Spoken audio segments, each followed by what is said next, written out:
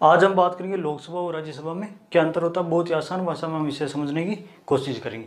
तो लोकसभा की जो चर्चा वो अनुच्छेद 81 में की गई है, जबकि राज्यसभा की जो चर्चा वो अनुच्छेद 80 में की गई। लोकसभा को के सदस्यों का चुनाव जनता प्रत्यक्ष रूप से करती है। देखो पहले समझते हैं प्रत्यक्ष चुनाव किसे कहते हैं और अप्रत्यक्ष चुनाव किसे कहते हैं। तो वो चुनाव जिसमें जनता खुद वोट डाल के किसी को चुनती है उसे कहते हैं प्रत्यक्ष चुनाव, और वो चुनाव जिसमें जनता खुद वोट डाल कर नहीं चुनती, जबकि जनता द्वारा चुने हुए प्रतिनिधि जो है वो किसी को वोट डाल के चुनते हैं उसे कहते हैं अप्रत्यक्ष चुनाव।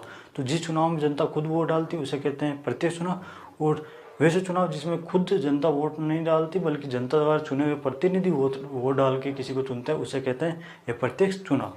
तो लोकसभा के सदस्य कौन होते हैं, जिसे हम मेंबर ऑफ पार्लियामेंट कहते हैं, यानी सांसद, जिनको हम खुद वोट डाल के चुनते हैं। इसलिए लोकसभा के सदस्यों का चुनाव जनता प्रत्यक्ष रूप से करती है, जबकि राज्यसभा के सदस्यों का चुनाव जनता प्रत्यक्ष रूप से नहीं करती, बल्कि जनता द्वारा चुने हुए MP और MLA जो है वो राज्यसभा के सदस्यों का चुनाव करते हैं। इसलिए राज्यसभा सदस्यों के चुनाव जो है वो प्रत्यक्ष रूप से होते हैं।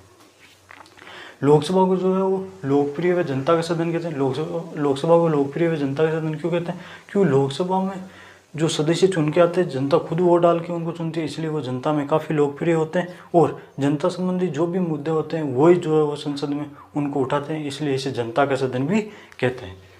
जबकि राज्यसभा को जो है वो शिक्षितों का सदन कहते हैं, यानी राज्यसभा में जो अधिकतर लोग हैं वो शिक्षित ही आते हैं।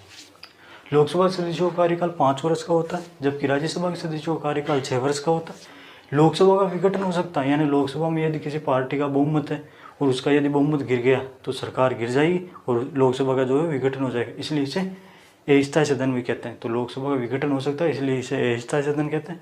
जबकि राज्यसभा को स्थायी सदन कहते हैं, क्योंकि राज्यसभा का विघटन नहीं हो सकता। राज्यसभा का विघटन क्यों नहीं हो सकता? क्योंकि प्रत्येक 2 वर्ष के बाद 1/3 सदस्यों का चुनाव होता रहता है, यानी एक साथ सभी सदस्यों का इनमें जो है राज्यसभा में चुनाव नहीं होता। प्रत्येक दो वर्ष के बाद 1/3 सदस्यों का चुनाव होता रहता है, इसलिए इसका विघटन नहीं हो सकता, इसलिए इसे स्थायी सदन कहते हैं।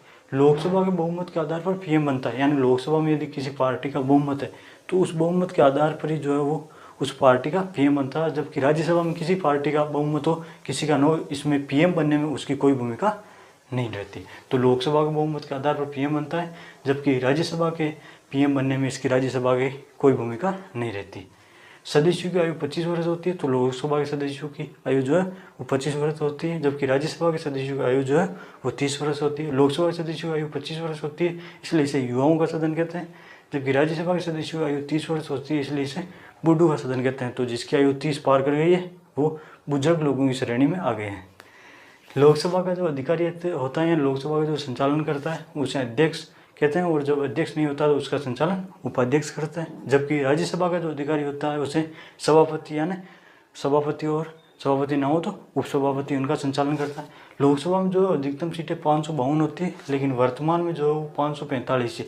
5 जो सीटें हैं वो POK, पाक ऑक्यूपाइड कश्मीर, जिसपे अभी पाक ने अपना अधिकार कर रखा, उसके लिए रिजर्व रखी गई है 5 सीटें, कि जब वो वापस POK भारत में मिलाया जाएगा तो वो 5 सीटें यहाँ से भरी जाएगी। और 2 सीटें जो है वो एंग्लो इंडियन के लिए मनोनीत की गई थी, लेकिन अभी एंग्लो इंडियन की जो 2 सीटें लोकसभा में राष्ट्रपति मनोनीत करते थे 2 लोगों को, एंग्लो इंडियन को, वो भी समाप्त कर दी गई। जबकि राज्यसभा में अधिकतम 250 सीटें होती है, लेकिन वर्तमान में 245 है, 5 सीटें, इसकी भी 5 सीटें जो वो POK के लिए रिजर्व रखी गई।